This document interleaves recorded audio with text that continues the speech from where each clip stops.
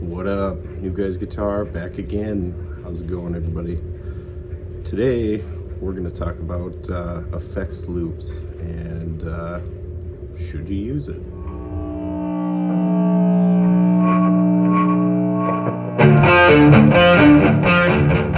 Okay, first of all, so what is an effects loop and what does it do? Well, the effects loop is usually located on the back of your amplifier. Some amplifiers don't have an effects loop, so you want to be vigilant to that. If you want to use one, you're going to have an amp that has one, or get some sort of supplemental device that you can use as an effects loop. So basically, the effects loop on the back of your amplifier allows you to put the signal of the effect or the processor. Usually you have rack mounted effects you put through the effects loop, or a certain one of your pedals you put through the effects loop. And what that does is it puts the effect in between the preamp and the power amp. So it's in between the preamp out and the power amp in. And what that's going to do is, if you're using gain from the amplifier, it allows the signal to be before the distortion. And that's going to clean up a few things. If you ever find that you plug in everything through the front, meaning through the guitar into the amp, you're going to find, if you're using the distortion from your amplifier, like certain effects, choruses, flangers, modulation effects, and time-based effects, they're going to become slightly muddy sounding. And well, how do you fix that?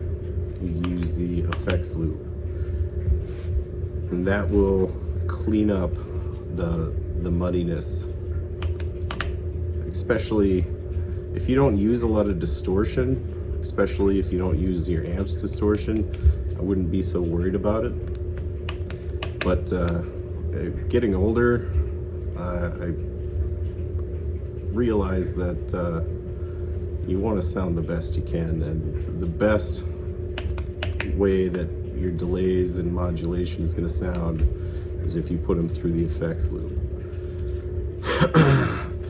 And that's usually, you're going to have any time-based effects. That means delays, reverbs, loop stations, things like that. And then modulation, which is chorus, tremolo, phaser, flange, pitch shifter. No, not pitch shifter. This would be a pitch shifter. You want that through the front end. You want that on where your guitar plugs in. But like I said, that's going to clean up a bunch of muddy sounding effects. If you ever find yourself using the amplifier's distortion, which I always used my amp's distortion when I played live, but I didn't use an effects loop. And there's plenty of reasons for that, mostly because I was a poor struggling musician, and even like extra chords was a pretty heavy expense that I could replace 2 chords, but if I had to replace 3 or 4 chords at one time, it would have been a struggle. That being said, the second reason I never used my effects loop is because of time. Because especially if you're not a cover band, if you're an original band and you're going to play a show somewhere, you travel an hour and a half to some venue to play a show, usually you're going to be sandwiched in the middle somewhere. You're only going to have about a half hour, and that includes setup, tear down, and your set. So if there's any way to shave off if you can shave minutes off of your setup time, sometimes that's an extra song. Sometimes that's an extra couple songs, especially if you're in a crazy punk band. You'll probably get a couple songs out of a minute there. And, but, you know, getting older, I realized that I probably didn't utilize that the best I could have. And if I was going to play now, I would probably have two different boards. I'd probably make something to where I could stack on top, and then so I carry it all as one unit and then set it up individually like that, and just have two separate boards, one board plugged in normally through the guitar, and then one would be plugged into the effects loop through the back. That would probably get you the best sound live. Like I said, it's all, if you're playing and you don't find any muddiness or anything else, then I guess there's not really a lot of need for an effects loop. I think a lot of the time I bought a big fancy pedal board, like one of them SKB giant pedal boards, and it had its own effects loop with its own power and everything else. So I usually plugged into that, ran everything through that, and then the guitar to the pedal board ran the pedals through the effects loop, and then ran the out to the amplifier. And that, for me, did everything that an effects loop on the back of the amp would have done. And it's literally just plugging in two chords and then you're ready to go. So that's kind of where I'm sitting. So yeah, next we'll talk about some other things live setup wise. Then also tomorrow I should be getting my new cord, because I ordered the 3-prong cord for the Champ amp, so we're going to be putting that in. It's time.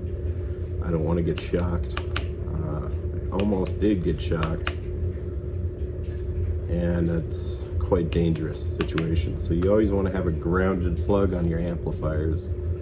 I'll show you how to put one in if you don't have one. And then also we're going to be cutting off the death cap, because we don't need that hanging around, especially if we're having a cord that is grounded. So that'll probably be the next video, and then the video after that, the new Reddit SG. I did a couple things on that dark pickup. I think I solved that problem. It's just a little bit of adjusting. So I'll show you that later on down the line also. But tomorrow we're going to be starting with that Champ amp and getting that safe. And I really like that thing. That's probably going to be the main thing I plug into for a while. Although the Champ amp doesn't have, it's got volume, treble, and bass.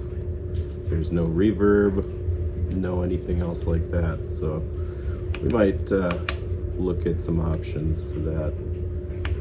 See if we can't get creative. Then after that, we're probably going to be looking at the Music Man amp, cleaning it up, putting it back together, seeing if we can get that one to work too. Then we'll have a few options for amplifiers to play through, but yeah, I just wanted to touch base in case anybody didn't know what an effects loop was for. You know, a lot of starting out musicians have no idea. Nobody explains stuff clearly to people.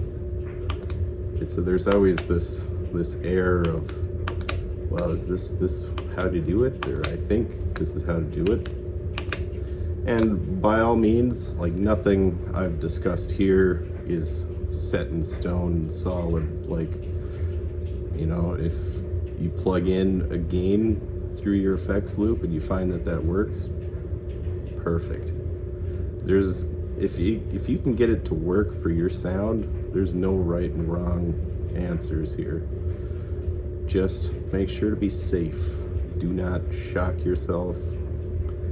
use safe equipment. Yeah. So, look forward to seeing you guys when I go through the Champ amp and make that safe to play on. Till next time, I've been Tom with You Guys Guitar. Have a good night.